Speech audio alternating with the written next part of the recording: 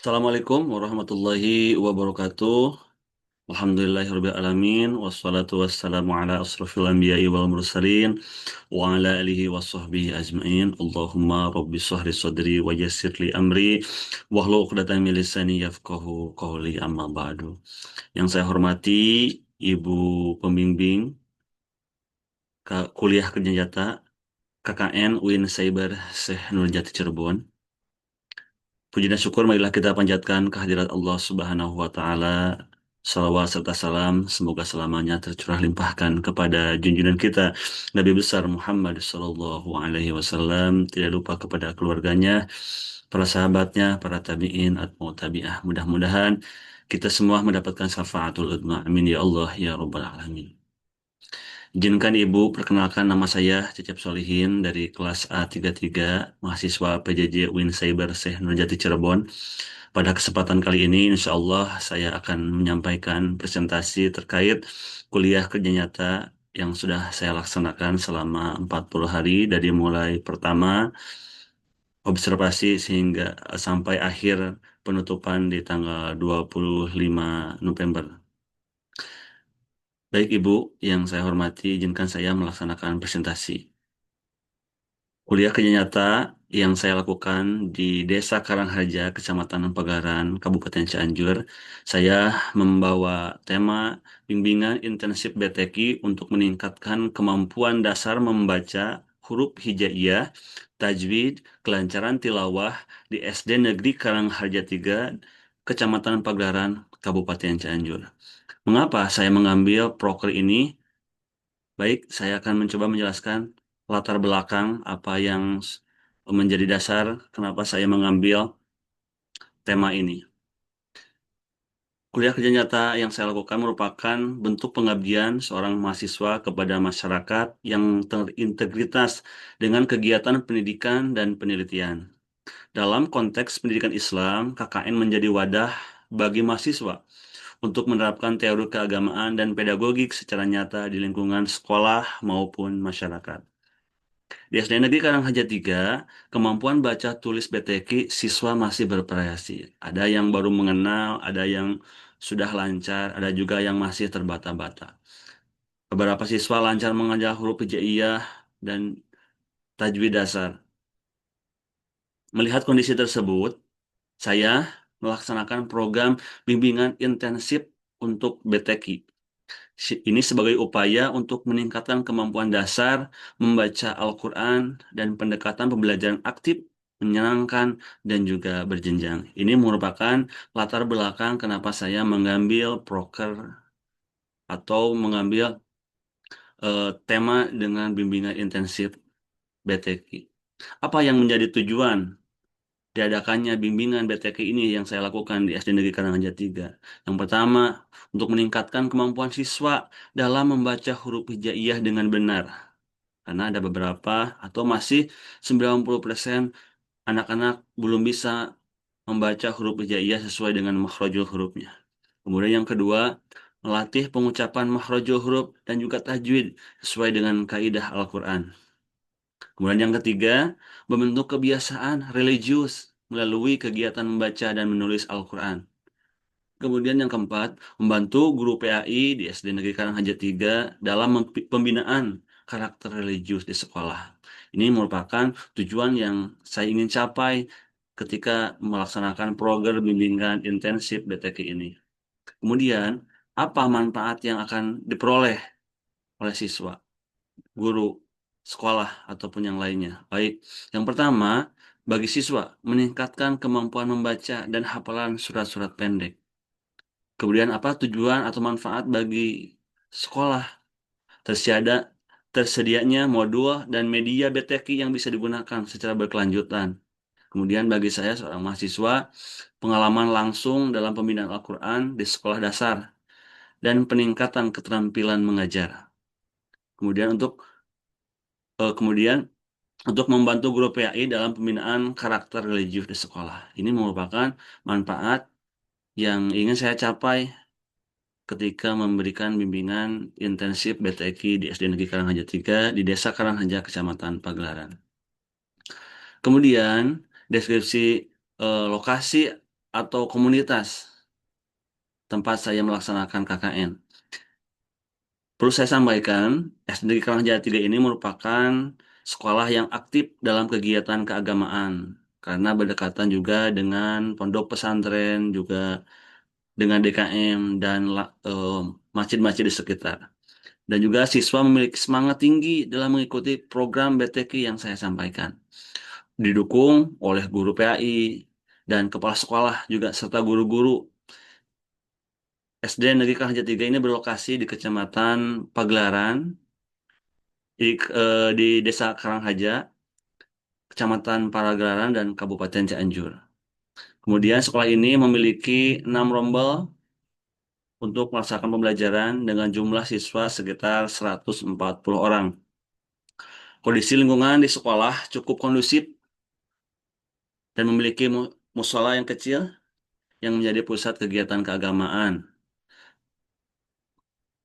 Eh, Kemudian permasalahan yang dihadapi para siswa awalnya adalah kurangnya kepercayaan diri siswa untuk membaca di depan teman-temannya. Namun, dengan pendekatan komunikatif, latihan berulang, rasa percaya diri ini siswa sudah meningkat secara signifikan. Apa yang potensi yang ditemukan di SD Negeri Karangaja 3 selama saya melaksanakan KKN ini?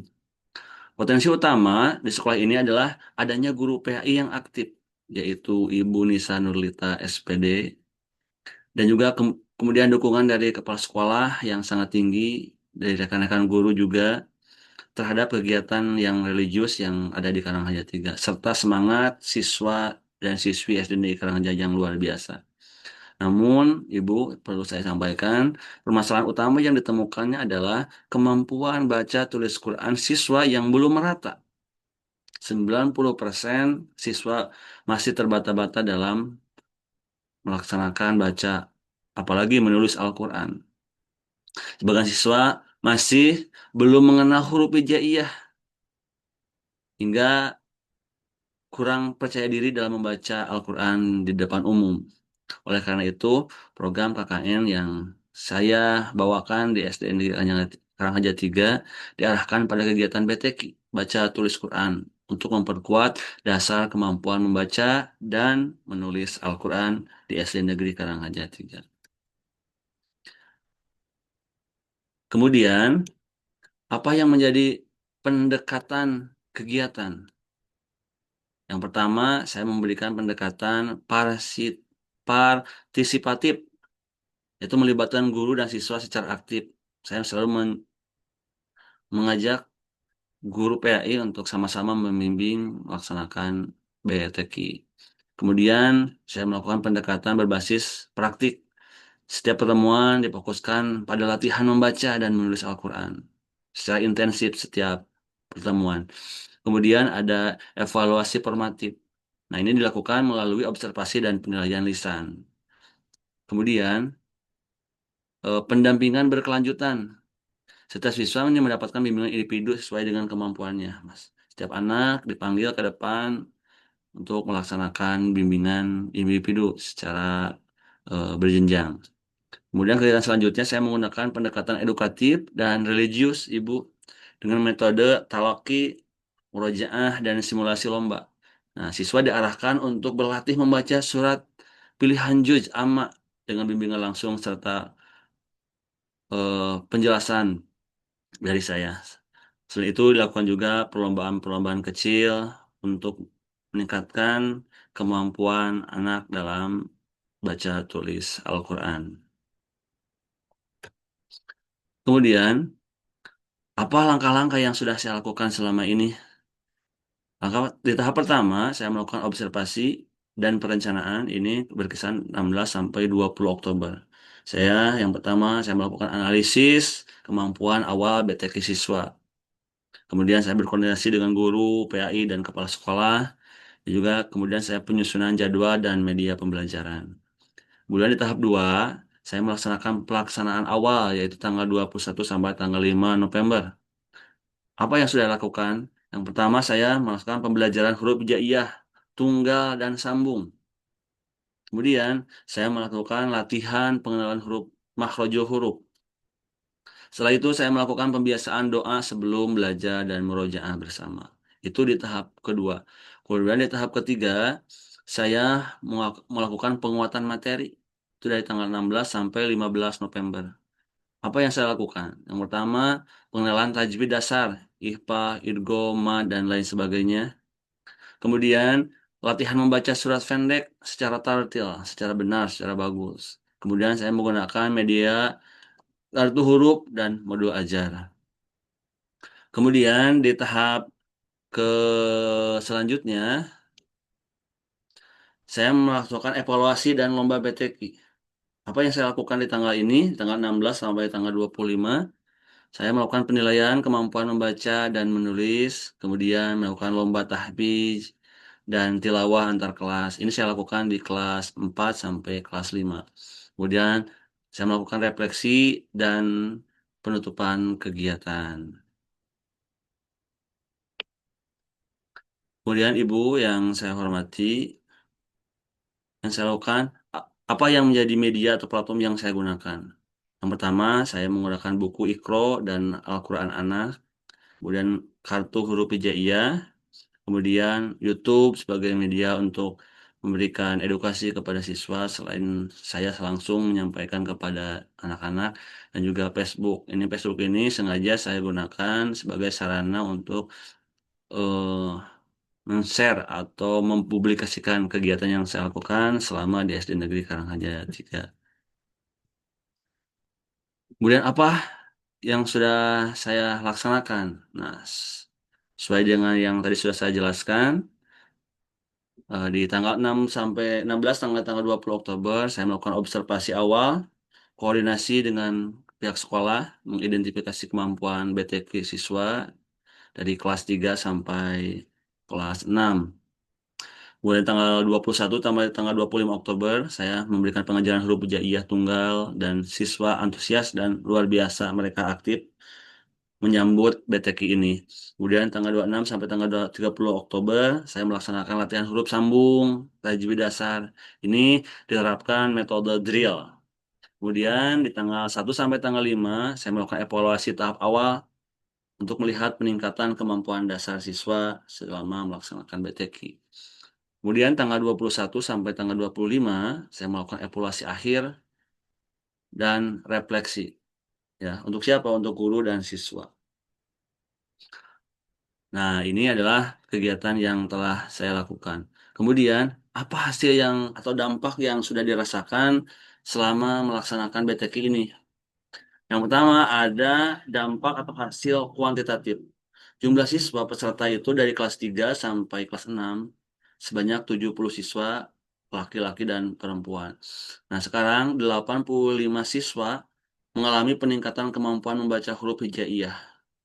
75 siswa mampu membaca surat pendek dengan tajwid yang benar. Ini merupakan salah satu pencapaian luar biasa karena mungkin semangat siswa-siswa dan juga dorongan dari pihak sekolah sehingga BTQ ini bisa berjalan dengan lancar.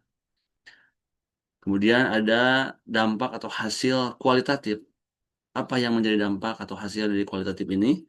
Siswa lebih percaya diri membaca Al-Quran di depan kelas. Siswa ketika dipanggil ke depan membaca surah pendek atau membaca huruf-huruf, mereka sudah menjadi terbiasa. Kemudian meningkatkan kedisiplinan dan sikap religius selama kegiatan BTQ. Nah, guru terbantu dalam pelaksanaan bimbingan PAI berbasis praktik. Kemudian Ibu, apa yang sudah saya lakukan ini, saya akan simpulkan.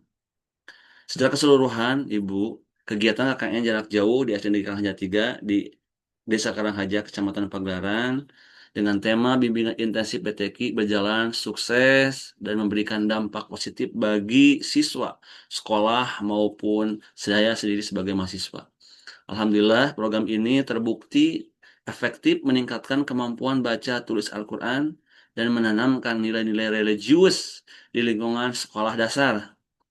Kemudian diharapkan kegiatan seperti ini terus berkembang oleh mahasiswa berikutnya sebagai bentuk nyata pengabdian dan dakwah pendidikan Islam di masyarakat. Itu merupakan kesimpulan yang dapat saya ambil dapat saya sampaikan kepada Ibu dalam melaksanakan BTQ di SD Negeri Karangjati 3. Nah, ini beberapa foto yang sudah saya tempelkan untuk menjadi bukti bahwa saya telah melaksanakan kegiatan BTQ di SD Negeri Karangjati 3 di kelas bawah, di kelas atas, bimbingan secara intensif individu ataupun secara keseluruhan.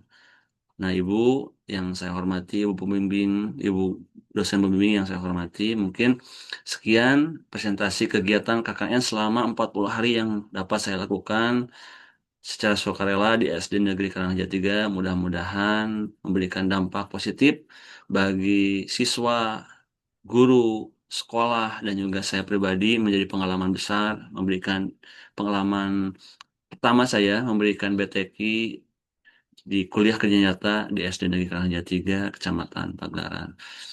Demikian Ibu yang dapat saya presentasikan, kurang dan lebihnya mohon dimaafkan, apalagi saya terbata-bata dalam melaksanakan presentasi ini.